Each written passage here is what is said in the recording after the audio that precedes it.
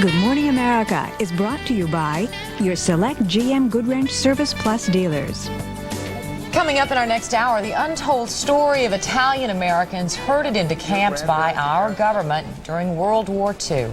And we're going to go down to the water. Gizmo guy Dick DeBartolo is steering us around the mega yachts and other amazing sea craft at the International Boat Show. Where are you, Dick? We've lost you. Uh-oh, I saw a sleeve. There we go. Getting the crew wet.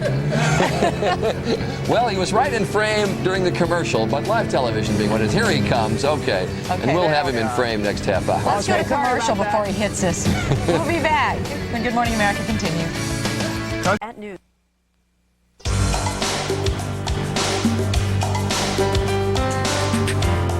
In our second hour today, we'll explore the dark secret of wartime discrimination against Italian Americans. And the International Boat Show revs up. We're going to check out the latest and greatest seafaring fantasies. Or even fantasies that take off above the water. Good morning, America. Good to have you with us for our second hour. I'm Charles Gibson. And I'm Lisa McCree. It is Thursday, October 30th. As you just mentioned, the story about the Italian Americans. There was a dirty little secret. We've already come to terms, as the government comes to terms and the public has come to terms with what we did to Japanese Americans during World War II. Now we're discovering what happened to Italian Americans during World War II. We'll explore that story a little bit later in this half hour. All right, also ahead, boats. What is it about boats that makes everybody feel like a kid again? I think it's the ladies at the boat show.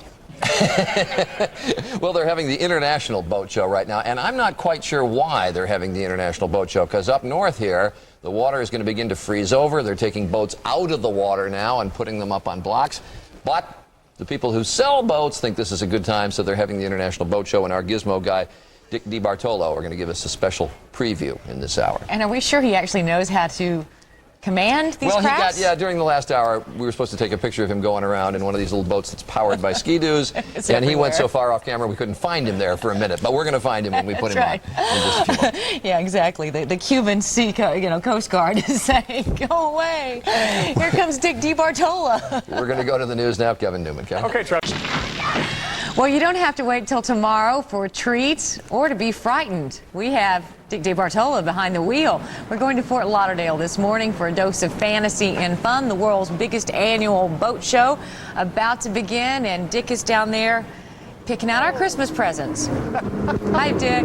Hey, how you doing? You know, there's over $1 billion worth of boats here, some 12 to 1,500 boats, and in the next 4 days, about 120,000 people are gonna come to look at them, but we have a little preview of what you're gonna see. The boat I'm getting out of here, this is called the Rush from Regal. It's a great ski boat. There's an aft-facing seat here, and as you know, when you ski a person legally, you need to have an observer. This guy goes 60 miles an hour, has a 175 horsepower Mercury jet engine, sucks water in the bottom and blows it out the back. It's called the Regal Rush. It's really neat. Now we have another unique craft here. You know, a lot of people own personal watercrafts, like the Ski-Doos and the Yamahas. Well, the problem is you go out in the ocean and you're on one and you want to rest. Well, where are you going to rest? This is where this boat really comes in handy. It's called the Wind Jet. And what it uses for power, it uses two personal watercraft. What you do is you take all your friends out in the main part of the boat, go out in the ocean. It's powered by the Ski-Doos. When you get out there, while some people rest, the others take the little personal watercraft and go around. And that guy runs $10,000 to $16,000, and you provide your own personal watercraft, and they run, anywhere from $4,000 to $6,000. Now, if you don't have a dock and you want a boat that fits in a closet, this is called the Ragga portable boat. This actually can be folded up and put in a closet.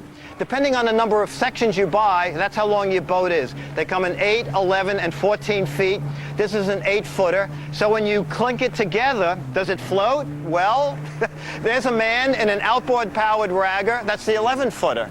And they run $1,400 to $2,000. So that's a real inexpensive way to get into boating.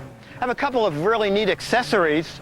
This is a life jacket. You know, a lot of people don't wear life jackets because they think they look nerdy or they're not rugged enough. Well, this is the perfect solution. It is the fanny pack life jacket from Stearns. when you fall in the water, a tablet dissolves and inflates the life jacket. You can also do it manually. Let me pull down on this guy. There you have a life jacket, and you slide it over your head. I'm not going to do that now because I have my mic on. This is another neat guy over here. This is called the Garmin GPS 3, the Personal Navigator. What's amazing about this, we turned it on this morning. In about a minute, it searched the sky for satellites and drew a map of where we are. Drew the Intercoastal Waterway, put a little arrow where we are. And the amazing thing about this, it's under $400. That's at E&B Marine, and this guy is at West Marine, about $40. It's a great safety thing. Now, the big thing down here are the mega yachts. But for mega yachts, you need an appointment. But yesterday, we were very sneaky, and we snuck aboard the Starship mega yacht. And this is what we saw. That's the Starship there. It's 143 feet long, 27 feet wide. Oh, there we are, sneaking into the Starship. What's neat about this guy, it goes 20 knots, which is a phenomenal... Oh, I was caught watching Good Morning America, of course. And it has a gorgeous... I was peeking into the dining area. Can sit 8 people there. And this ship is 4 decks high. Here I am running up and down a spiral staircase, joins all 4 decks. And, of course, the master bedroom. I had to check out the bed. I check out everything. I almost got caught, but guess what? I was able to escape by helicopter because the Starship has its own helicopter right aboard. That's about $11 million. Our final guy, is it a boat? Is it a plane? Well, it's both. It's called Sea Air, and it's back here. It's amazing. It's a 50 horsepower engine on an 11-foot inflatable boat. He has a 35-foot wing. He's taking off now. He's going to be airborne. He can fly for up to 3 hours. There he goes. Oh my gosh. You know the amazing thing? He can go 10,000 feet high in that. Now you need... Oh my gosh. Yeah, they wanted me to be behind him. No. You need to get a pilot's license, but it just takes 10 hours of instruction. And then, yes, Lisa, you can do that. I don't think so. Call me Ishmael Jetson. That's what that is. Is that amazing? And that's unbelievable. Under $20,000. I'm going to rush right out right now. Charlie has an order. Charlie, which one did you want? Charlie wants the... I'll take the Windjet. I got the Windjet. He wants the Windjet. Okay, very good. Okay. Oh, we put a deposit on the Starship. Okay. All right, we'll see you. Thanks, Dick. We'll be back. Thank you. Okay, bye.